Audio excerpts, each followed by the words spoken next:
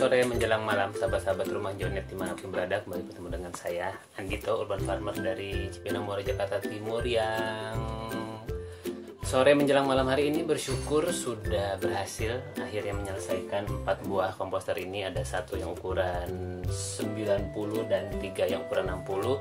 Masing-masing akan dikirim ke yang besar ini ke Padang beserta dudukannya.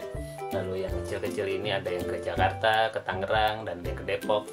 Nah, bersyukur sekali teman-teman karena akhirnya saya bisa menyelesaikan komposter-komposter ini. Kenapa?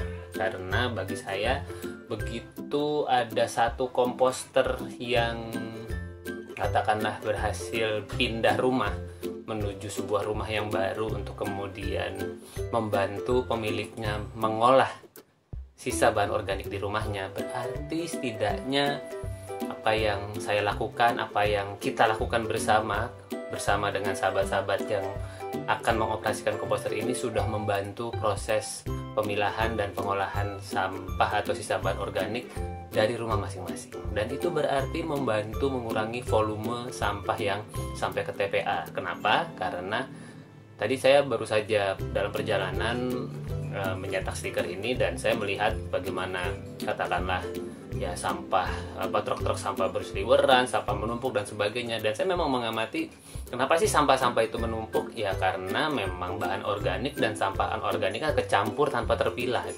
Yang karena organiknya tercampur dengan sisa bahan organik yang organik tercampur dengan anorganik, akhirnya itulah yang menyebabkan sampah itu menumpuk. Kalau tidak, ketika semuanya dipilah, maka sebenarnya masing-masing bisa menjadi sebuah manfaat. Sebagaimana komposter ini, dia berfungsi untuk mengolah sisa bahan organik kita. Dia akan menjadi pupuk lagi, dia akan menjadi bahan yang bisa kita manfaatkan untuk menjaga kesuburan tanah di sekitar kita. Kalau pohon bertumbuh berkat pupuk-pupuk yang kita taruh di sana, maka katakanlah udara menjadi lebih segar, kemudian lingkungan menjadi lebih bersih, akhirnya balik-balik ke kita juga. Dan begitu pula ketika sampah-sampah anorganiknya sudah dipilah berdasarkan jenisnya, ada yang katakanlah berdasarkan kertas, kardus, lalu ada plastik dan sebagainya. Ketika kita sudah mulai mencoba memilah semua sisa bahan pakai kita sehari-hari atau yang disebut sebagai sampah itu, maka sesungguhnya kita sudah membantu loh sahabat semua mengurangi penumpukan sampah yang terjadi di TPS dan TPA di sekitar kita. Ya, sebenarnya saya nggak tahu apakah ini sebagai sebuah rahasia atau bukan ya, karena mentor saya sudah posting di Facebooknya, di media sosialnya Mbak Wildayanti, bahwa memang TPA tempat kita membuang sampah, salah satunya Bantar Gebang, kalau pola pembuangan sampah kita di sekitar Jabodetabek ini masih seperti itu, umurnya sudah tidak lama lagi sahabat semua. Jadi seberapa lama saya nggak tahu karena saya nggak ada di ranah itu, namun ini sudah menjadi sebuah pemahaman umum buat kita semua bahwa TPA itu ada usianya kalau cara kita memperlakukan sampah itu seperti itu. Nah, karena itu saya bersyukur teman-teman, setiap ada yang japri saya yang menanyakan, "Mas, bisa pesan komposter nggak?" Wah, saya senang banget. Bukan soal harganya ya, atau kemudian katakan ya saya senang dapat rezeki dari apa yang saya lakukan ini. Namun yang saya senang adalah berarti akan bertambah lagi nih volume sisa bahan organik yang akan bisa terbantu terolah.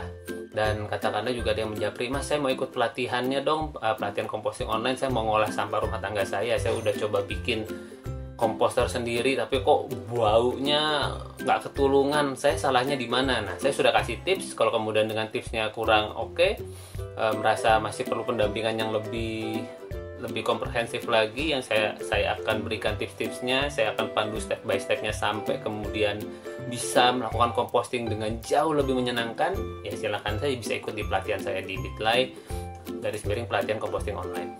Ini adalah sebuah upaya-upaya ya buat saya pribadi, langkah-langkah sederhana dan semoga cukup konkret untuk membantu kita bisa menyikapi sisa bahan organik, sisa bahan yang kita hasilkan setiap harinya dengan sebaik-baiknya.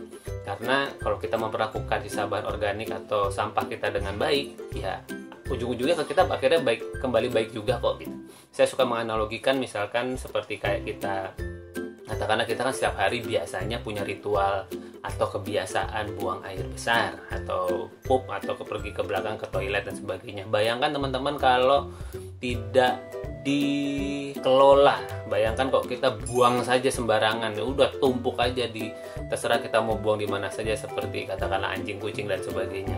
Itu tentu mengganggu ya sahabat semua. Saya pernah waktu itu di daerah Pandeglang, waktu saya dengan teman-teman Bakti Nusantara. Pada saat itu ketika saya ada di sana, diceritakan bahwa belum semua warga di daerah itu teredukasi untuk menggunakan kakus, untuk menggunakan toilet. Jadi ya hati-hati kalau lagi jalan-jalan di tengah sawah terus nginjek ranjau gitu, ranjau manusia, kotoran manusia, karena memang mereka tidak terbiasa membuang kotorannya di toilet, masih belum teredukasi. Bayangkan Pulau Jawa dekat Jakarta lagi masih ada loh yang belum teredukasi seperti itu. Nah, sahabat semua, si sahabat organik kita, kalau kita tidak perlakukan dengan baik sejak dari sekarang, amit-amit deh, jangan sampai kalau kemudian tiba-tiba jeger gitu ya, kayak corona kita kaget, tahu-tahu merebak dan kita semua harus switch ke kenormalan baru, pakai masker, cuci tangan, jaga jarak, lebih banyak kegiatan di rumah aja, online dan sebagainya.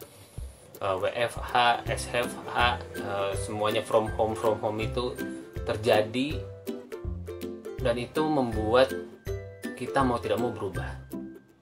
Ya, saya membayangkan, ya ini sebuah bayangan yang tentunya kurang nyaman ya, tapi nggak ada salahnya kita mulai antisipasi dari sekarang sahabat semua, bahwa kalau sampai TPS dan TPA kita tidak bisa menampung, kira-kira apa yang bisa kita lakukan, apa yang sudah kita persiapkan, ilmu apa yang sudah kita miliki, apa yang bisa kita lakukan supaya kemudian kita nggak numpuk sampah di depan rumah kita, tetapi semua sisa bahan organik Anda di rumah itu merupakan sesuatu yang bisa dikelola kembali, bisa di-reuse lagi, bisa di-reduce. Kita bisa mengurangi pemakaiannya, pemakaian plastik, pemakaian kertas. Jadi bukan soal kuat atau tidaknya sebuah bahan, tetapi seberapa bahan ini bisa kita pakai berkali-kali. Mau bahannya loyo, lemes, tapi kalau kita pakainya bisa 10 kali, kenapa enggak gitu. Itu kalau bahannya bagus, terus kita cuma sekali pakai, seperti kardus, bagus, tapi kita cuma sekali pakai, well, ya itu bisa membuat problem lagi gitu. Tapi tidak menjadi problem kalau kemudian kita memilahnya sesuai dengan tempatnya dan jenisnya. Kayak seperti tadi pagi, anak saya ikut, kemudian anak saya homeschooling, terus ada salah satu soal muatan lokal di PKBM-nya. Coba bikin poster, slogannya apa untuk kebersihan. Terus dia nanya kan, konsultasi, saya bilang ya buanglah sampah pada tempatnya. Tambahin, Ji, pilahlah sampah sesuai jenisnya. Jadi sudah bukan hanya buang sampah pada tempatnya, tetapi sudah pilahlah sampah sesuai jenisnya. Karena apa? Kita sudah berada di kondisi bisa jadi darurat persampahan kalau kemudian kita tidak memiliki ilmunya sejak dari sekarang. Ya, pilihannya antara dua sih, peduli dulu atau ilmunya dulu gitu. Kalau kemudian mau jalan dua-duanya, cakep banget. Tapi kalau kita sudah peduli, kita akan mencari cara untuk mempelajarinya. Tapi kalau kita sudah punya ilmunya, maka kita akan jadi bisa tahu bagaimana caranya untuk lebih peduli.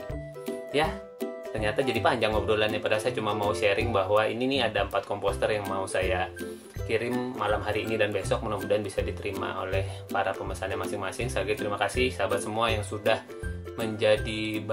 mau menjadi bagian dari warga-warga Jabodetabek plus Indonesia, karena ada yang ke Padang nih yang mau memilah dan mengolah sampah rumah tangganya. Teman-teman mau bergabung, silahkan pelajari cara untuk melakukan composting di rumah masing-masing.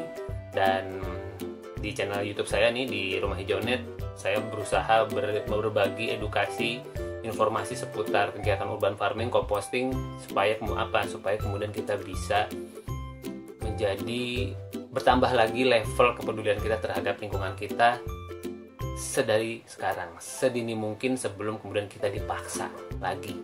Corona kan kita dipaksa, tapi kita dipaksa lagi untuk keadaan, akhirnya kita perlu lebih peduli lagi terhadap sampah dan sisa-sisa bahan organik kita. Saya Andito, sampai kita ketemu lagi sahabat semua di keseharian urban farming yang lainnya. Semoga ngobrol-ngobrol dan sharing sore hari ini bisa bermanfaat. Baik, sampai ketemu lagi sahabat semua.